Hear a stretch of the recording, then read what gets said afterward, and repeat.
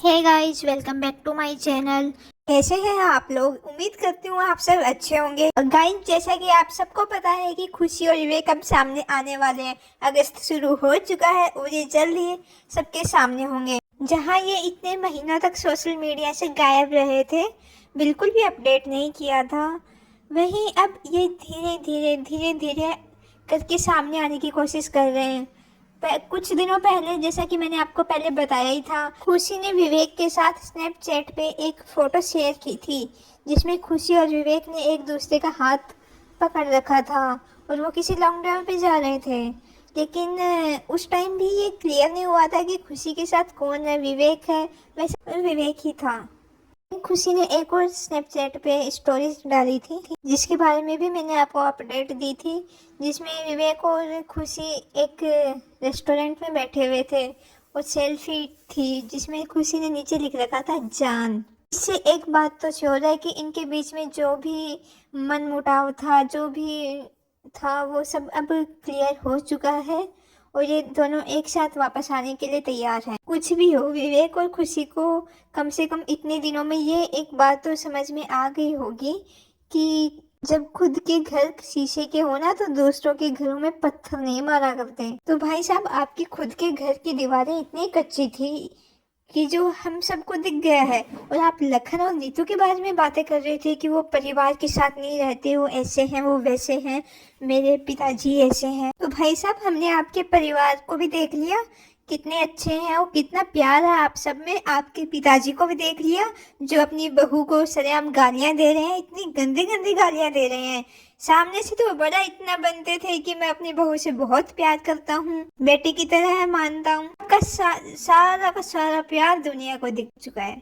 तो विवेक बाबू, अब फैमिली के साथ मिलके पूरी स्क्रिप्ट बन गई हो तो अब सामने भी आ जाओ। वैसा जैसे मैंने सबसे पहले बताया था सबको कि ये राजा के बर्थडे पे सामने आएंगे, क्योंकि राजा के बर्थडे के बहाने ये सब कुछ इसको शेडो करने की कोशिश करेंगे कि हमारे बीच में सब कुछ अच्छा है, सब कुछ कितना प्यार से है, ताकि लोग सारी पुरानी बातें भूल जाएं। लेकिन ऐसा होने वाला बिल्कुल भी नहीं है, क्योंकि ये कोई छोटी मोटी बात नहीं थी कि एक दो दिन से वीडियो नहीं आई।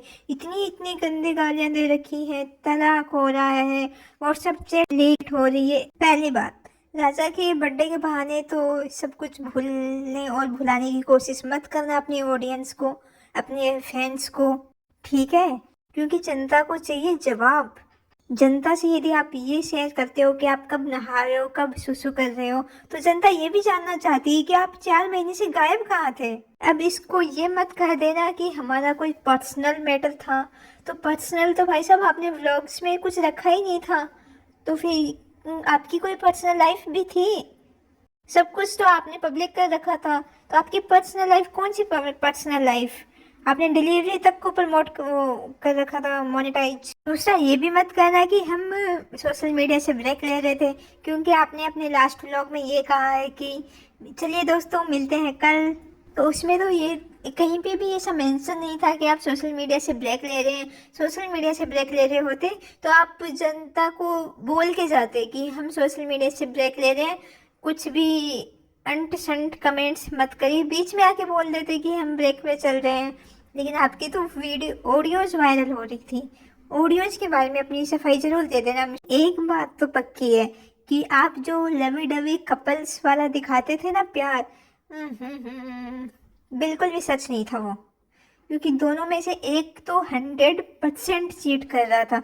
शुरू में मुझे लगता था कि विवेक चीट कर रहा था, क्योंकि है उसकी पर्सनैलिटी ऐसे इस टाइप की, तो मुझे लग रहा था कि विवेक चीट कर रहा था। लेकिन धीरे धीरे जैसे जैसे चीज़ें आगे बढ़ी, जैसे जैसे इनकी ऑडियोज बाहर आई, जैसे जैसे इनकी व्हाट्सएप चैट्स बाहर आई, ऑडियो से पहले भी एक व्हाट्सएप चैट वायरल हुई थी पर्ल के साथ, खुशी की चैट, लेकिन मैंने उसको सच नहीं माना था, उसको ऑथेंटिक नहीं माना था, और वो लग भी थोड़ी फेक सी रही थी। लेकिन ऑडियो बाहर आने के बाद लोगों को सिंपैथी हो गई थी खुशी से कि ओहो बेचारी बेचारी खुशी के साथ कितना बुरा हो रहा है, गालियां दे रहे हैं, जो गलत है। गालियां देना कहीं से भी सही नहीं है, लेकिन चीटिंग भी तो सही नहीं है इफ़ यू आर मैरिड।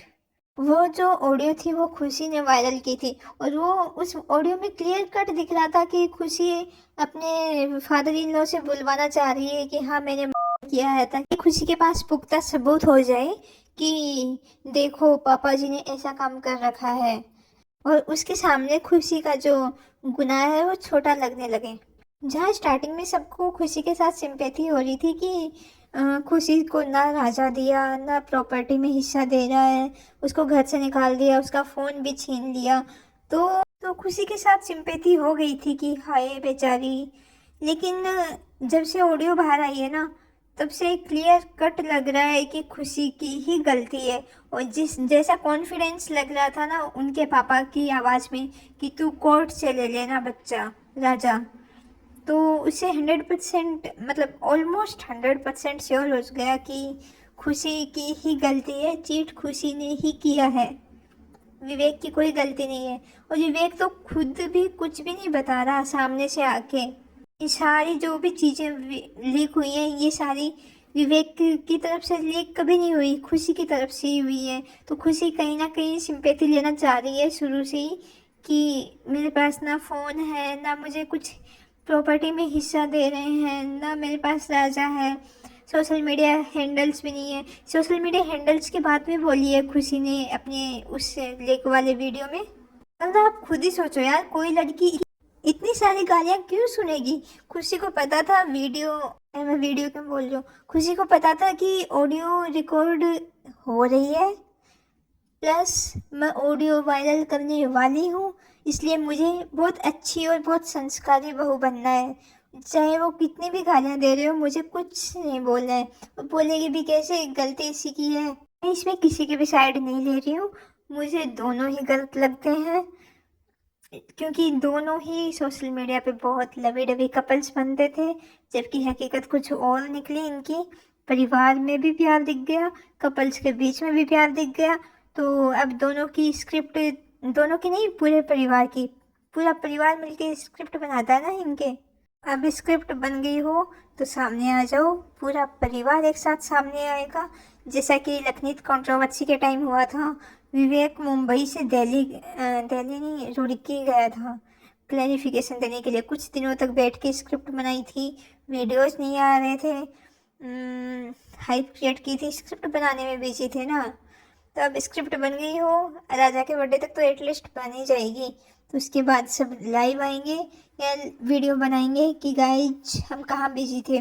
दूसरा, इनके खुशी की, विवेक की जो बहन है उसका, उनके देवर का हो गया है।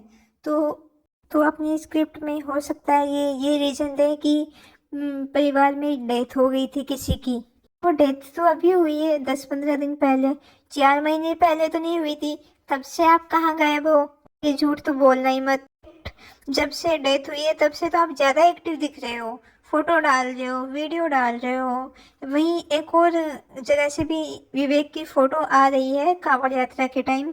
एक इन्फ्लुएंसर है, मैंने शॉर्ट्स वाले वीडियोज़ में बताया है उसके बारे में, तो उसने विवेक के साथ फ़ोटो शेयर की थी अपनी स्टोरी में, अभी 2-4 दिन पहले की बात है।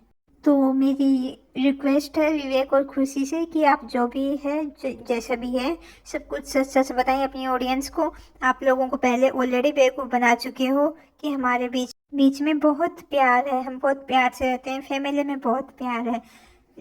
क्योंकि आप है ना इन्फ्लुएंसर हो, लोग आपसे इन्फ्लुएंस होते हैं, खुद को कंपेयर करते हैं। अब कितने सारे कपल्स में हो सकता है आपको देख के लड़ाई होती होगी, क्योंकि वाइफ कहती होगी कि मुझे तो ऐसा सरप्राइज आपने कभी दिया ही नहीं। विवेक कितना प्यार करता है अपनी वाइफ से, उसको कितने अच्छे सरप्राइज देता है, आपने तो मुझे दिया ही नहीं, आपने तो मुझे इतनी अच्छी चीज़ दिलाई नहीं। अब उनके हस्बैंड दिखा रहे होंगे उनको, देखो ये है इनका असली प्यार। तो बस यही रिक्वेस्ट है कि आप जब भी सामने आओ ऑडियंस से सब सच सच बता देना, वरना जनता तो आपको बहुत लताड़ लगाने वाली है कि कितना झूठ बोल रहे हैं दोनों। हमें तक पता है, हमें लॉयर का वकील तक पता है, लेकिन इनको नहीं पता इनके घर में क्या चल रहा था। वाह।